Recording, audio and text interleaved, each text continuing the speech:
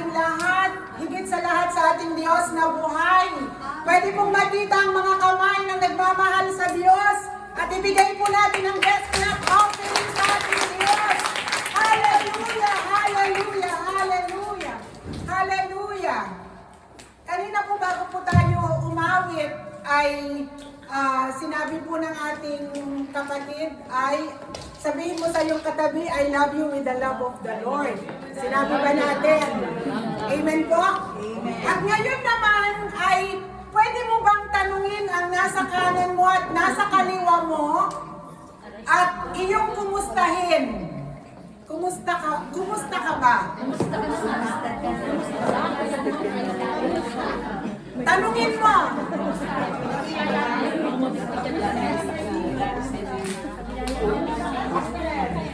Tignan mo sa mata. Ano ba ang dala mo? Ang dala mo ba ay magaan o mabigat? Ayan, makikita sa mata. Amen po? At ngayon po, nais po natin i-welcome po ang ating bisita, ang pamangkin po ni Sister Venus. Welcome, Fratello, sa Lord of Hosts family. And we believe na ikaw ay dinala ng Panginoon sa Milano at may plano ang Diyos sa buhay mo. Amen. Amen.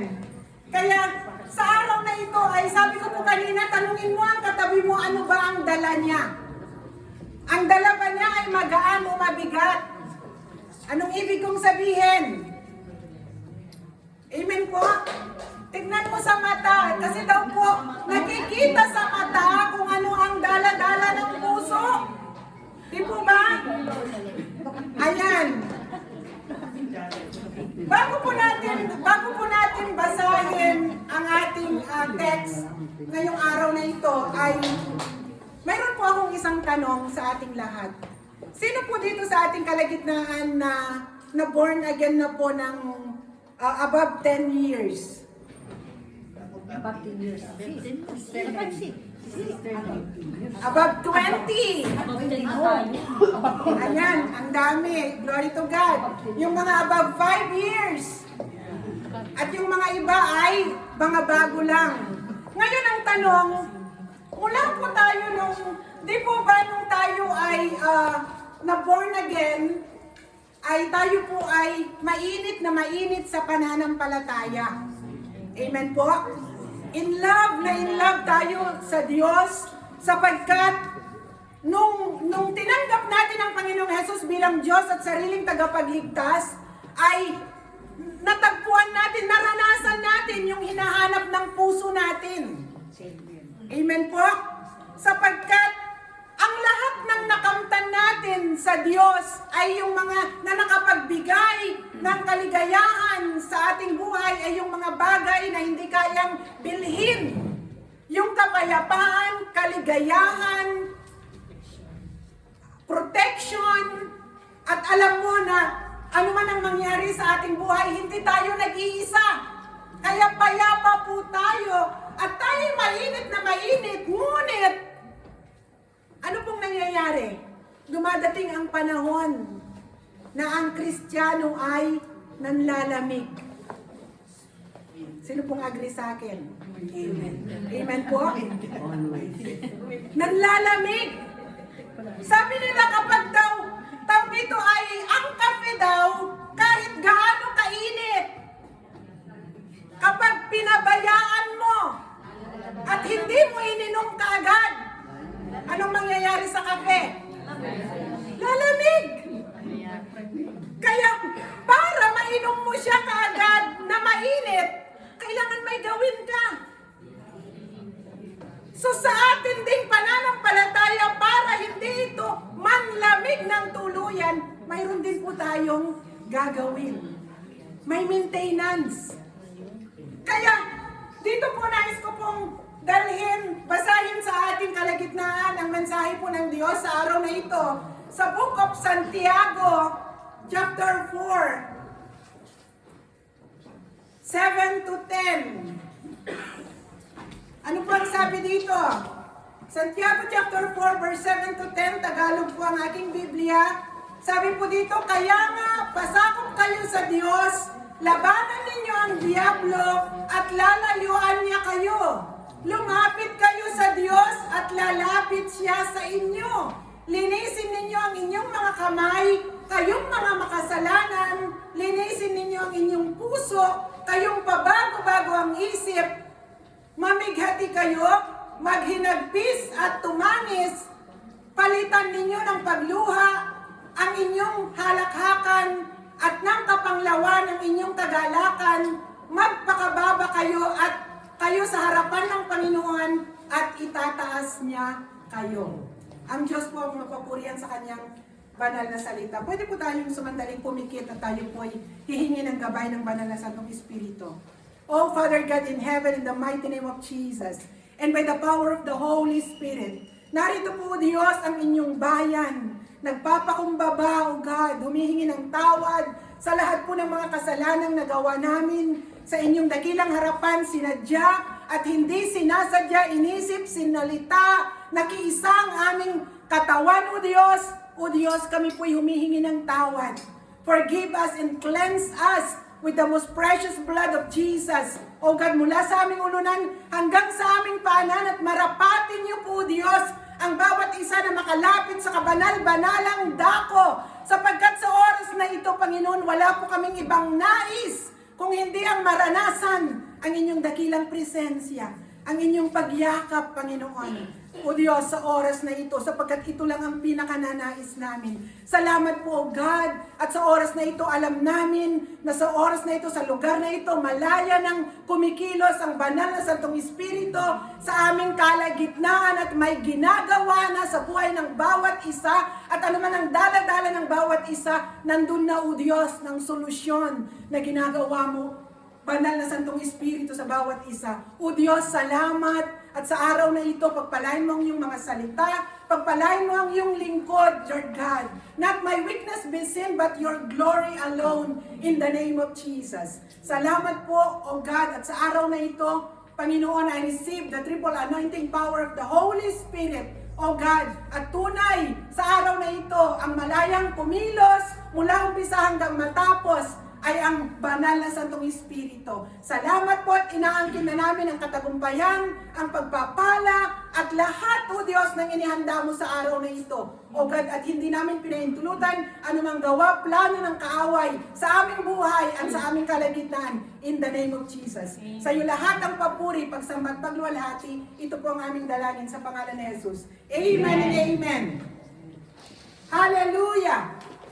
So, dito po sa binasa po natin sa Santiago chapter 4 ay ito pong binasa natin sa verse 7 to 10. Ito po yung solusyon. Ito po yung solusyon sa nakitang problema ni Apostol Santiago sa chapter 1 ay sa verse 1 to 4. Kasi po, ang sulat po ni Apostol Santiago, ito po ay sulat niya sa mga mananampalataya sa lahat ng bansa. Ito po ay sulat niya sa mga mananampalataya sa lahat ng bansa. Kaya dito po, kaya ko po ito sinabi, tinanong kanina, ilang taon na tayo na mga born again Christian? Naranasan ba natin ang manlamig? Naranasan ba natin ang may mga time na parang ayaw mong manalangin? Para ba yung pananampalataya mo ay tawag dito ay hindi na kagaya ng dati? Yung pagmamahal mo sa Diyos ay para bang malayo ka na sa Diyos? At para bang ayaw mong kumilos? Parang ayaw mong gumawa ng anuman. Sinong nakaranas nun? Parang kang pagod na pagod. Na para bang ang dami-dami mong ginagawa, pero wala tayong natatapos. Di ba? Dito tayo, may umpisahan tayo, dito may umpisahan tayo, dito may umpisahan tayo. Pagod na pagod tayo, pero pag nag-evaluate po tayo, wala tayong natatapos. Di po ba? Kaya, dito, ang nakita dito ni Apostol Santiago, tignan po natin sa verse 1. Sabi po niya sa verse 1, ano ang pinagmumulan ng inyong alitan at paglalaban-laban? Mga Kristiyano, ang sinusulatan niya.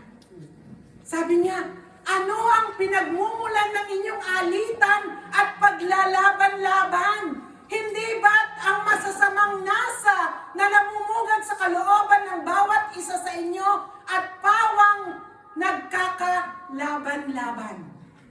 So dumadating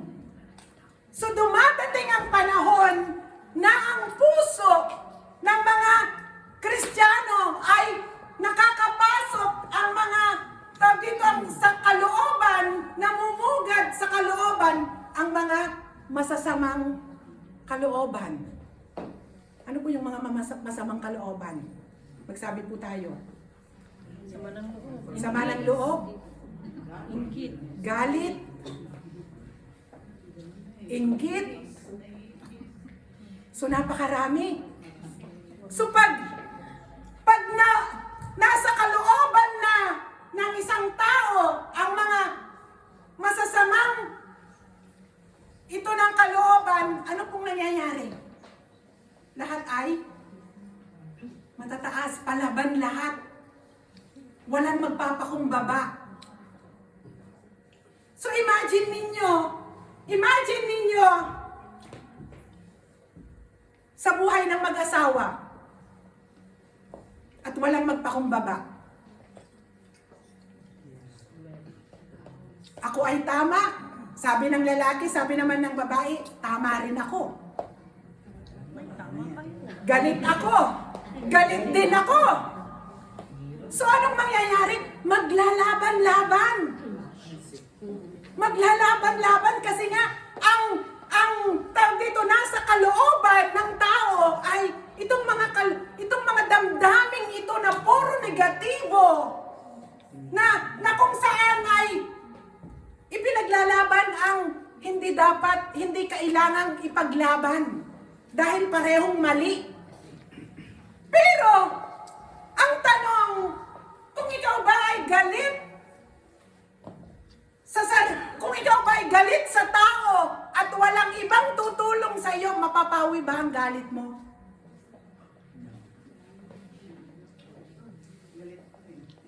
Kasi halimbawa, self-centered ka, no? Kasi inisip mo lang yung ginawa sa'yo. Yun lang. Kumbaga, nag-concentrate ka lang sa ginawa sa'yo. Yun lang, wala ka nang ibang inisip, sinaktan mo ako. Lalo na kung mag-asawa kayo, nangako sa altar mamahalin kita. Di ba? Forever. For life. Tawag ito ay iingatan kita. Po daw po, iba na ang ginagawa. So, ibig sabihin yung galit. Kasi kapag ang tao, nakakonsentrate ka lang sa ginawa sa'yo, makukulong ka doon. Makukulong ka doon. Kahit naglalakad ka, yung nakikita mo, mukha ng gumawa ng pangit sa'yo. Kahit pa garden yan, ang dami-daming tulipani, ang daming mga bulaklak, pero dahil ikaw ay galit, naglalakad ka, yung tulipani, yung mukha ng nakagawa sa iyo ng pangit, nandun sa may tulipani siya yung nakikita mo. Kaya dito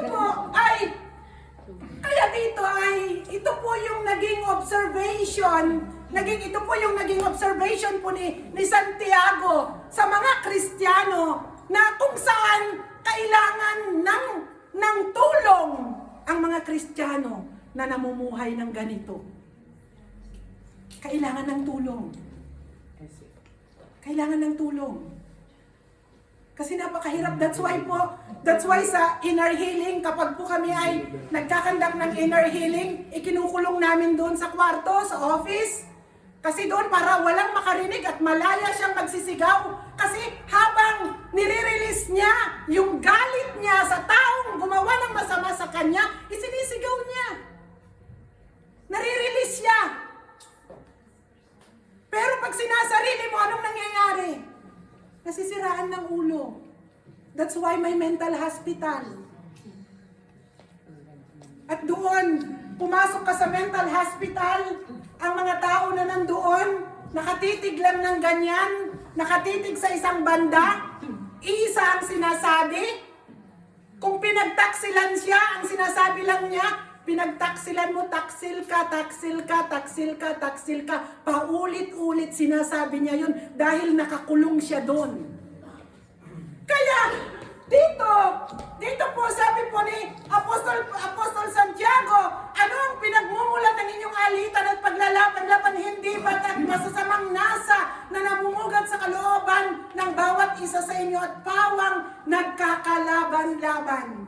In verse 2, mayroon kayong pinakamimithi, ngunit hindi ninyo makamtan, kaya't papatay kayo kung kailangan, mapasa inyo lamang ito dahil sa inyong pag-iimbot sa mga bagay na hindi inyo, kayo'y nagkakagalit-galit at naglalaban-laban. So nakita nyo yung nangyayari ngayon, nangyari na noon. Di ba? Yung nangyayari ngayon ay paulit-ulit lamang nangyari na noon. Kaya dito, ang tao, sabi dito ay maraming mga minimithi ang tao, mapa sa kanya lang ito ay, ano pang sabi niya, mapa sa inyo lamang ito dahil sa inyong pag-iimbot sa mga bagay na hindi inyo, kayo'y nagkakagalit at nagkakalaban-laban. Hindi ninyo nakakamtan ng inyong minimithi sapagkat hindi kayo humihingi. Verse 2 yun. Kaya sabi po doon, kapag po mayroong dito yung minimithi nila at gagawin nila ang lahat para lang makamtan nito, hindi na nila iisipin na masira ang mga relationship. Kasi nakatutok lang sila ang tao kung ano yung gustong makamit. That's why ito po yung pinaka-popular na mga istorya sa mga ari-arian ng pamilya. Gustong makuha yung gustong mana na kahit hindi kanya, ano pong nangyayari? Kahit maghiwalay na silang magkapatid, kahit hindi na sila magkita. Di ba? Kahit hindi na sila mag-usap, mapa sa kanya lang yung kanyang gustong kunin. Pero glory to God, kung ang kapatid na ito na kinukuhanan, siya ay may takot sa Diyos at may relasyon sa Diyos, ano kung ginagawa ng taong ito? Pinapaubaya. Ipapaubaya kaysa naman yung pati ikaw ay makipag-away na at masira na ang lahat ng aspeto ng iyong buhay dahil lamang sa isang bagay. Kaya kung isipin po ninyo ang ating buhay. Ang buhay natin ng mga tao, napakasimple lang eh. Di ba? Kapag ang buhay natin, isipin natin napakasimple lang, tayo po ay masaya. Pero kung iisipin natin na gusto natin makamtan ang mga bagay na napakamahirap kamtan, ang hirap nga ng buhay. Kaya maging simple lang tayo. Kung ano yung sweldo natin, isipin mo kung ano yung kayang bilhin. Huwag mong isipin yung mga bagay na hindi kayang bilhin ng ating sweldo. Kung hindi, mahihirapan tayo. Sino magpapahirap sa ating sarili? Tayo rin. Kaya doon po yung nagiging problema sa mga tao. Kaya sabi po dito, dahil sa inyong pag-iinbot sa mga bagay na hindi ninyo kayo nagkakagalit at naglalaban-laban, hindi ninyo nakakamtan ng inyong minimithi sapagkat hindi kayo humihingi. At humingi man kayo, wala rin kayong natatanggap sapagkat masama ang inyong layunin. Humihingi kayo upang gamitin sa kalayawan. Pansarili pa rin. Ang sabi, wala kayong natatanggap kasi hindi kayo humihingi. Humingi man kayo, sabi niyang ganon, ang hinihingi nyo ay para sa inyong sariling kalayawan. Kaya, sabi po, kayo upang gamitin sa inyong kalayawan. Kaya po, doon, kaya sabi po sa verse, kung itutuloy po natin sa verse 4, Sabi po ang sakit, hindi ba ninyo alam na kapag kinaibigan ninyo ang sanlibutan, ay kinaaway naman ninyo ang Diyos? Kaya't sino mang nagnanais na maging kaibigan ng sanlibutan, ay kaaway ng Diyos. So, pag tayo po ay namuhay at nakiayon sa sanlibutan, ang sabi po ng Biblia ay kinakalaban natin ang Diyos. Ibig sabihin, tayo po ay lalalayo sa Diyos.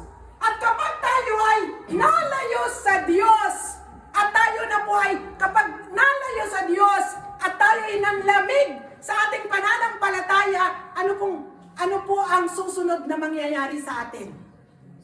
Sinong mga nakaranas dito na nanlamig? Amen.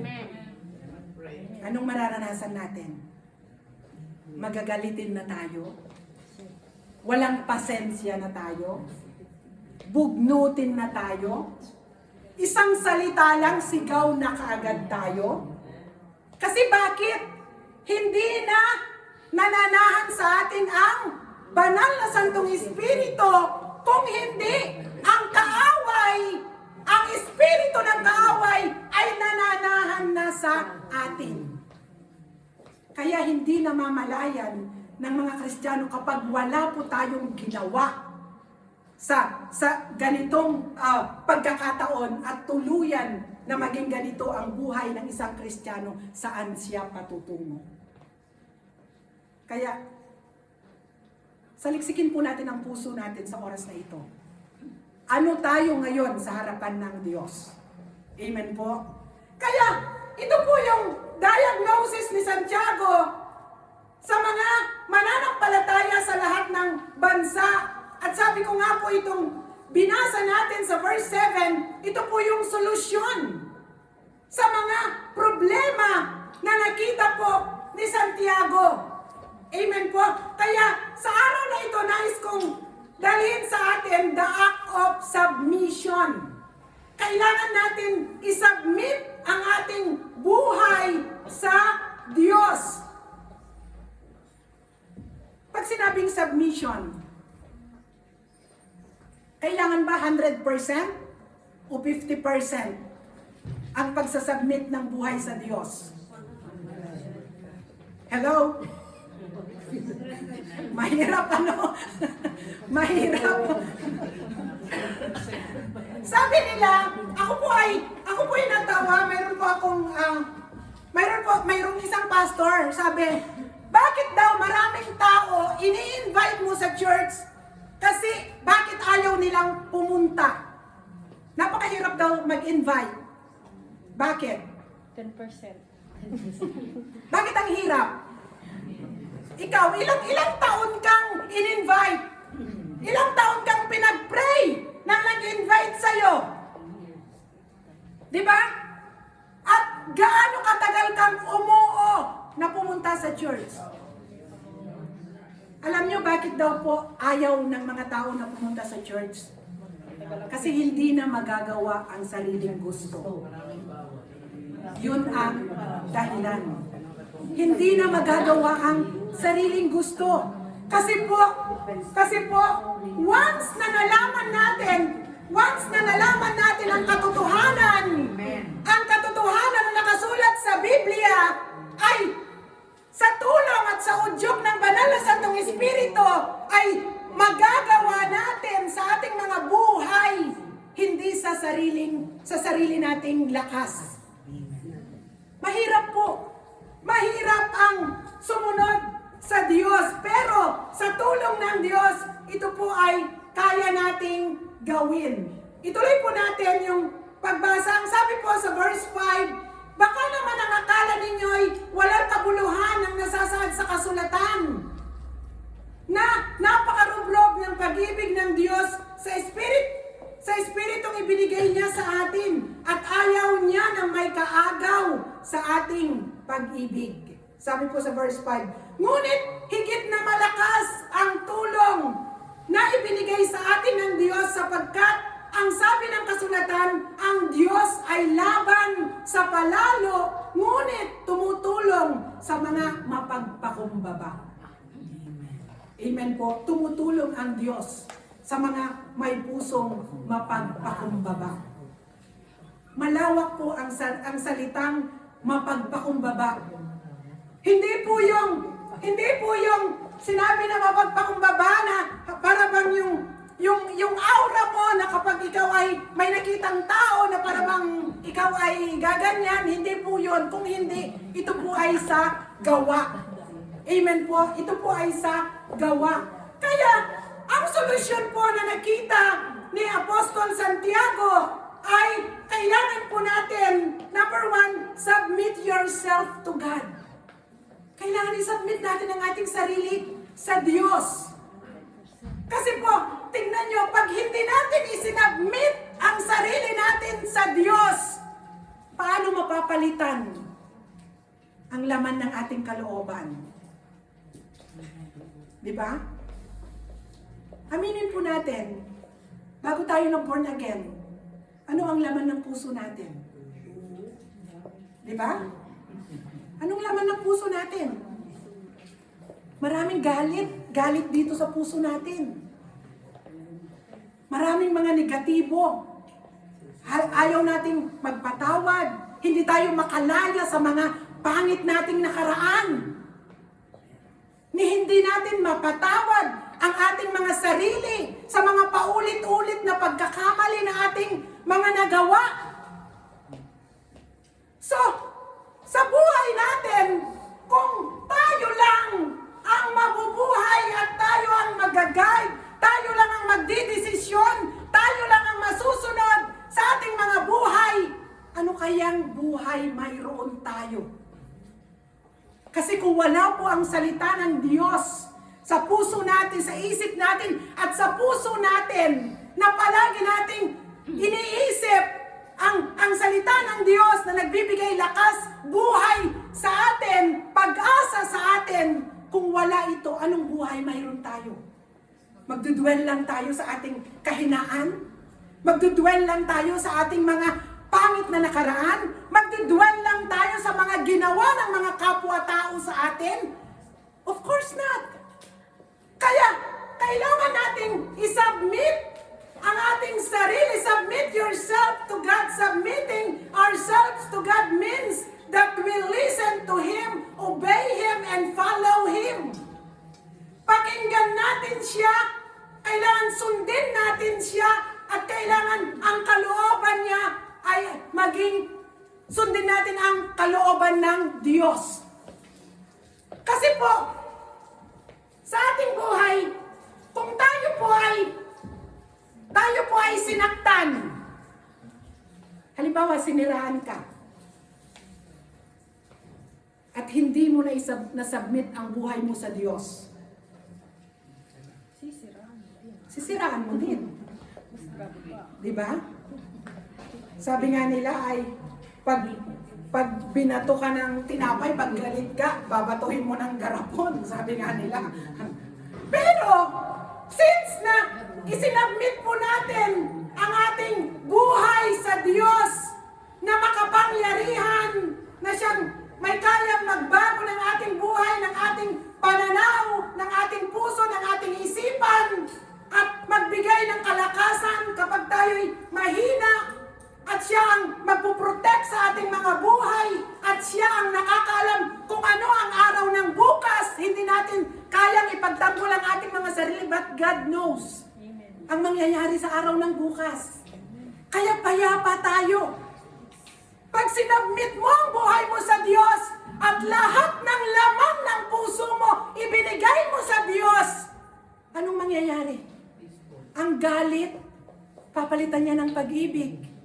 Ang kaguluhan, papalitan niya ng kapayapaan. Ang kahinaan, papalitan niya ng kalakasan. Ang kawalan ng pag-asa, bibigyan kanya ng pag-asa. Di po ba? So, kung ang dati ay ang buhay mo habang naglalakad ka, ikaw ay lupay-pay sapagkat ang lahat na lang ng nasa isipan mo ay negatibo nang sinabmit mo na ang buhay mo sa Diyos dahil sumasa iyo na ang Espiritu ng Diyos, nasa iyo na ang kagalakan. Sapagkat alam mong may Diyos na namatay para sa iyo. Alam mong may Diyos na nagbayad upang mabago ang iyong buhay, mabago ang iyong pananaw, mabago ang iyong pamilya. Ngayon, nung sinabmit mo na ang buhay mo sa Diyos, at may na-encounter ka ulit, nagalit uli sa'yo, nandiyan na ang Holy Spirit. Anak, forgive him. Forgive her. Hindi ikaw ang ginawa ng masama. Ako ang makikipaglaban para sa'yo. Huwag kang magiganti. Diba? So ano pong mangyayari? Magpipray ka ngayon, Lord, salamat. Dahil isinabmit ko ang buhay ko sa iyo, ikaw ang nakikipaglaban sa akin sa mga umaapi sa akin. Ang lahat ng may gustong sumira sa akin, ikaw ang nagpo-protect sa akin. Ang lahat ng aking pangangailangan, ikaw ang nagpo-provide sa akin. So ano pong mangyayari? Payapa ang buhay natin. Kaya kung tayo po ay matuto natin, tayo na isubmit 100% ang ating buhay sa Diyos. Ito na po ang pinakamasayang buhay. Sapagkat kailanman hindi po tayo pababayaan ng Diyos. Amen. Palakpakan po natin ang Diyos. Kasi tingnan niyo po ang buhay natin. Ano ba talaga ang pinagsisikapan natin na makamtan at tayo ay nagkakanda hirap-hirap upang maabot ito? Ano nga ba talaga? Diba? Ano nga ba talaga? Pero isa lang po ang dahilan na dapat natin gawin ang kalooban ng Diyos. At ang provision ng Lord ay sapat sa bawat araw at ang buhay natin dito sa lupa, pag natapos ang buhay natin dito sa lupa at kinuha tayo ng Diyos, lahat ng pinaghirapan natin sa mundong ito ay maiiwan lang din natin. Diba? Walang nakakaalam kung hanggang kailan tayo kukuhanin ng Diyos. Pero ang nais ng Diyos, ikaw at ako ay mabuhay ng payapa, masaya, at kontento sa buhay. Tapigin mo ang katabi mo, narinig mo yun. Amen po, narinig natin yun. Dapat maging masaya po tayo sa ating mga buhay. Hallelujah! And number 2, ang sabi po, sa verse na binasa po natin, sabi niya sa verse 7, kaya nga pasakop kayo sa Diyos, labanan ninyo ang dyablo at lalayuan niya kayo. Paano natin lalabanan ang dyablo? Pasakop kayo sa Diyos, katapwat, magsisalangsang kayo sa dyablo at tatakas siya sa inyo. Hallelujah! Paano natin lalabanan ang dyablo? Hello? Hindi po natin kayang labanan ang dyablo kung hindi natin isinabmit ang sarili natin sa Diyos. That's why isinabmit muna natin ang sarili natin sa Diyos. Sapagkat ang dyablo, ano po ang nais po ng kaaway sa ating mga buhay? Ang magnanakaw ay pumunta upang magnakaw, mangwasak at pumatay. Ito ang gustong gawin niya sa tao, sa mga mananampalataya. So, paano mo ito mariresist sa ating mga buhay kung hindi natin sinabmit ang buhay natin sa Diyos? Kaya that's why, kapag po ang kaaway, nakita niya na ang Kristiyano ay mayroong galit sa puso ng isang tao, nakakapasok ito. Nakakapasok. May entry point. Sabi po ay parang bahay na nagbukas ka ng bintana. Parang winelcome mo ang kaaway na pumasok sa iyong buhay at doon nakapasok kasi may galit. Tapos, hindi mo na malayan ay nagalit ka at nadagdagan ng nadagdagan at lahat na ng bintana ng bahay mo ay nabuksan na at naging worse na. Kaya po, malalabanan lang natin ang kaaway kung ang buhay po natin ay ipinagkatiwala nating lubos sa Diyos, sapagkat ang laban po ay, ito po ay laban ng Diyos. Ang tagumpay ay sa atin at ang laban ay sa Diyos. Kaya po, huwag po nating subukan na tayo ang makipaglaban, sapagkat kailanman hindi tayo magwawagi sa gawa ng kaaway. Kahit pa sabihin mo magsigaw ka, in the mighty name of Jesus, lumayas ka sa buhay ko. Kahit pa ang litid mo ay lumabas. Kung namumuhay ka naman sa hindi tama, it's useless. Walang halaga. Ang kaaway ay papasok sa buhay ng tao. Sisirain niya ang pamilya, ang buhay, pumatay, mangwasak, to destroy, to kill. At kapag hindi ka nagbalik loob sa Diyos, na yung galit ay napalitan ng forgiveness, hindi mapapaalis sa buhay natin. Kaya, kailangan natin ang tulong sa bawat araw ng ating mga buhay, sapagkat tayo po ay hindi tayo exempted na tayo ay magawan ng masama, na tayo ay magawan ng masama o anumang bagay na makasakit sa ating damdamin, at tayo ay magalit.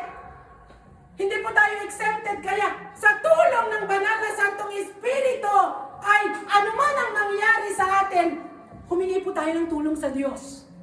Ipagamot natin sa Diyos kung tayo'y nasaktan. Magpatawad tayo sa mga taong nakasakit sa atin. At kapag po nagawa natin ito sa buhay natin, ang prayer mo, Lord, I submit my life to you. At I command the devil to go and live sa aking buhay, sa aking pamilya.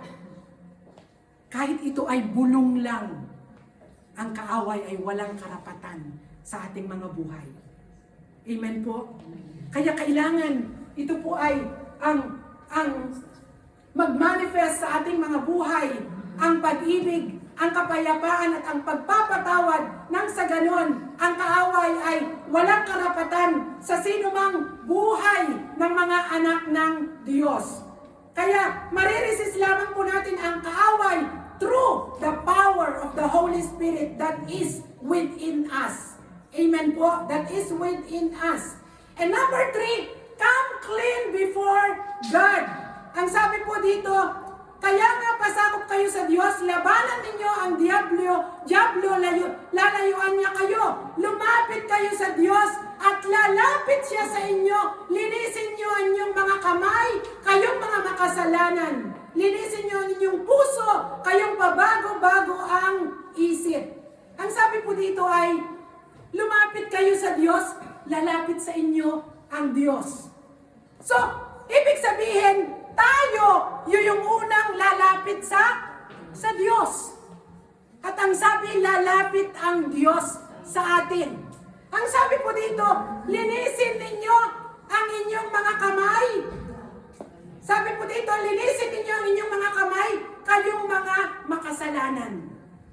Bakit po inalintulad po, ang sinabi po ni Apostol Santiago ay kamay.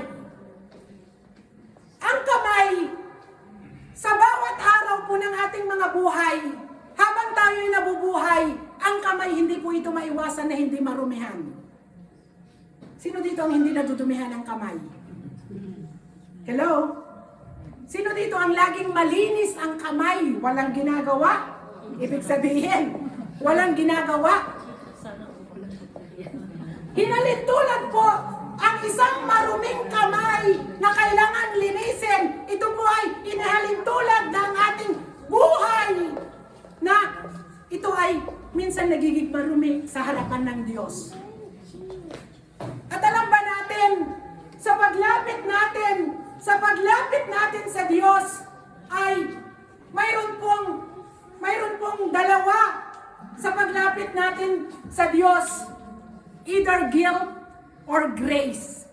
Ano ba ang mananaig pag tayo po ay lalapit sa Diyos? Pag guilt, either guilt or grace. Alam ba natin na kapag guilt, pag sinabing guilt, kapag po ay nakagawa tayo ng pagkakamali sa Diyos, at guilt ang umiral, ano po ang pag-guilt? Para ka bang yung sarili mo ay, tinitignan mo ang sarili mo na ikaw ay makasalanan at hindi karapat dapat sa Diyos. Ano pong mangyayari? Hindi ka makalapit sa Diyos. Hindi ka makapanalangin. Para bang ang layo-layo mo. Kasi ikaw ay makasalanan. Kaya, kapag po ang naghari sa isang mananampalataya sa isang tao, ang guilt, at hindi makalapit sa Diyos, ang kaaway na si Satanas, nandyan. Kikilos yan siya, susususog siya sa isipan mo. Sasabihin niya, makasalanan ka nga, hindi ka nga karapat dapat. Diba? Tapos tapos titignan mo ang sarili mo na hindi ka karapat dapat hanggang sa hindi mo nararanasan, na hindi mo namamalayan na papalayo ka sa Diyos. Pero, kailangan dahil ikaw ay maraming mga salita ng Diyos at kilala mo ang Diyos kung kanino may sinabmit ang iyong buhay, kailangan ang tawag dito sa atin ay sa paglapit natin sa Diyos ay ang grace ng Lord ang ating maranasan. Kailangan isipin natin, ako ay pinatawad na ng Diyos. Ako ay nilinis na ng Diyos. Ako ay anak ng Diyos. Ako ay mahal ng Diyos. At may pag-asa sa Diyos. At doon po tayo po ay lalapit sa Diyos. At tayo po ay magtatagumpay sa bawat araw ng ating buhay. Ano pong example dito ng guilt? Si Judas. Si Judas. Diba? Ipinagkaanulo niya ang Panginoong Jesus. Ano pong nangyari sa kanya? Nagpakamatay siya. Kasi inuusig siya ng kanyang konsensya. At doon, nagpakamatay siya. Pero, makita natin dahil sa grace, ang example naman ay si Peter. Si Peter, idininay niya ang Panginoong Jesus 3 times. Pero ang grace ng Lord ay sapat, nag-uumapaw, na kung saan si Peter dininay man niya ang Panginoong Jesus, pero ang grasya ng pagpapatawad ng Diyos ay sagana. At doon si Peter ay nagpatuloy na naglingkod at siya ay ginamit ng Diyos mightily. Kaya ikaw at ako, ang grasya ng Diyos ay sapat sa ating mga buhay sa bawat araw upang tayo ay magtagumpay at patuloy na maglingkod sa Diyos at magawa ang kanyang kalooban sa ating mga buhay. Amen po? Kaya kapag po paalala ng kaaway sa atin ang mga nakaraan, sabihin natin nakaraan na yun.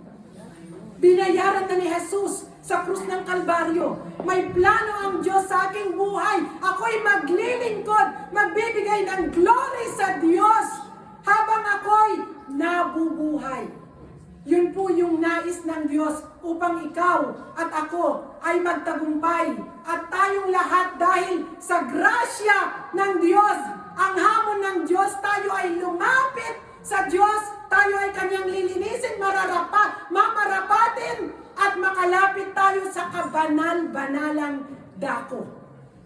Kasi yun ang gusto po ni Apostol Santiago sa mga Kristiyano na mga nanlamig, na mga tawag dito lumakad na taliwas sa kalooban ng Lord ay makabalik muli at makalapit sa kabanal-banalang dako. Sapagkat sa kabanal-banalang dako, sa presensya ng Diyos, yun doon po, sa presensya ng Diyos, doon natin matatagpuan ang pinakamasayang buhay ng isang Kristiyano. Yun po yung nais ng Diyos sa ating mga buhay.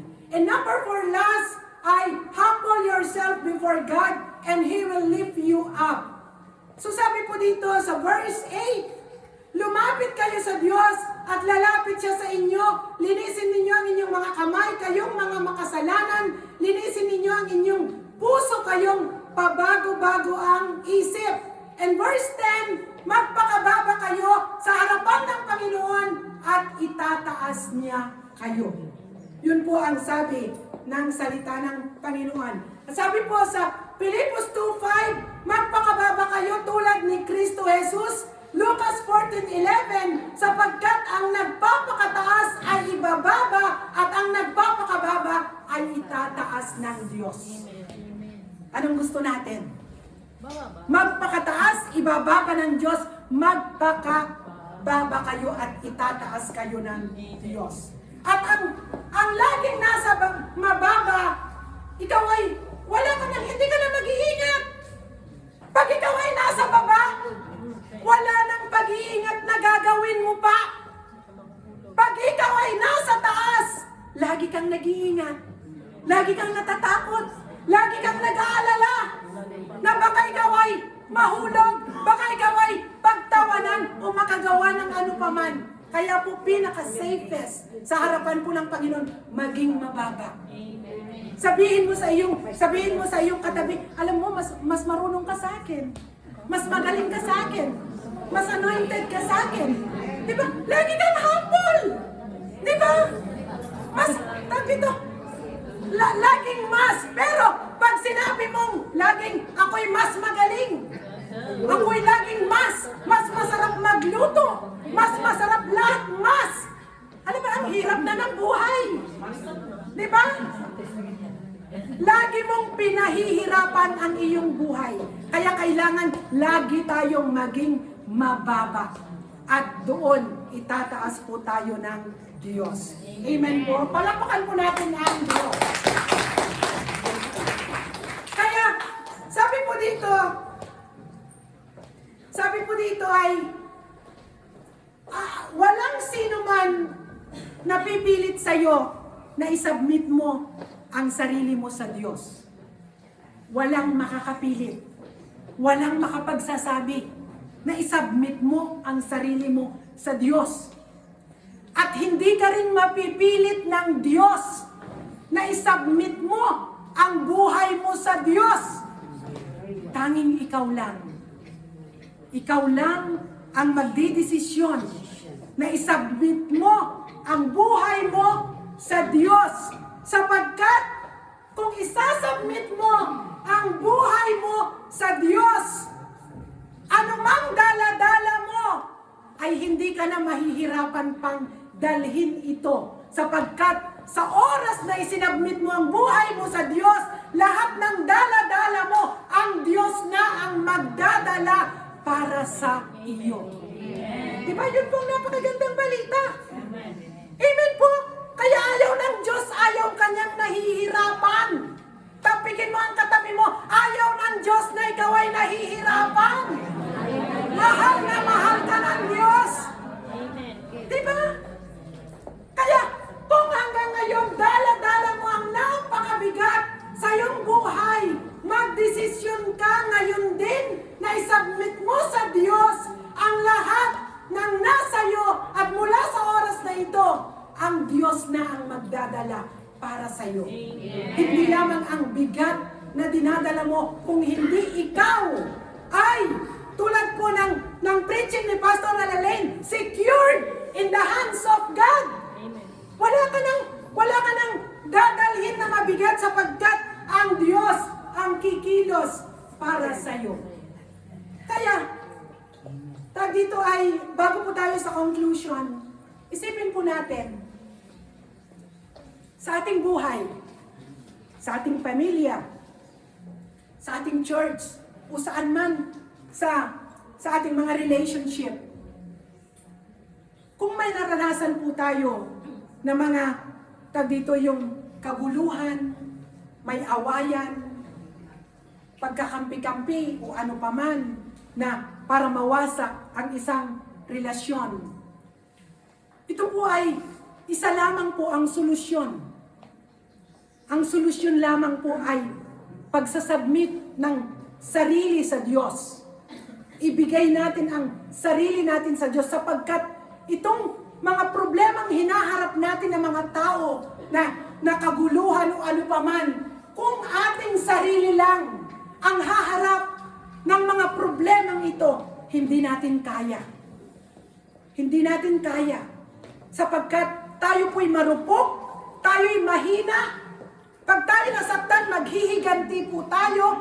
Pero kapag ang Diyos ang naghari sa atin, ang banal na Santong Espiritu ang naghari sa atin, ang kapangyarihan ng Diyos ang kikilos sa atin, anumang problema ang dumating sa atin, tayo po ay magiging tagumpay at mapapanatili natin ang buhay na payapa, masaya at sagana sa lahat ng bagay sapagkat kasama natin ang Diyos sa bawat araw ng ating buhay. Amen. Huwag palakpakan po natin ang Diyos. Hallelujah. Kaya sabi po sa conclusion, lumapit kayo sa akin, dito po sa Mateo, sabi po sa Mateo, lumapit kayo sa akin kayong lahat na nahihirapan at lubhang nabibigatan sa inyong pasanin, at kayo bibigyan ko ng kapahingahan. Pasanin ninyo ang aking pamatok at matuto kayo sa akin, sapagkat ako'y maamo at may bababang kalooban.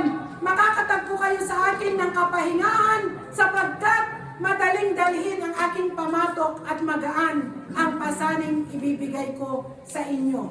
And challenge, sabi po dito, turn your life over to Him today. Stop trying to fix it and give Him all the broken pieces. Today can be your day of spiritual freedom. The day you stop carrying the load and the Lord should be carrying. Ang Diyos ang magkikerry po ang lahat ng bigat sa ating mga buhay. Tayo pong lahat ay tumayo. Hallelujah.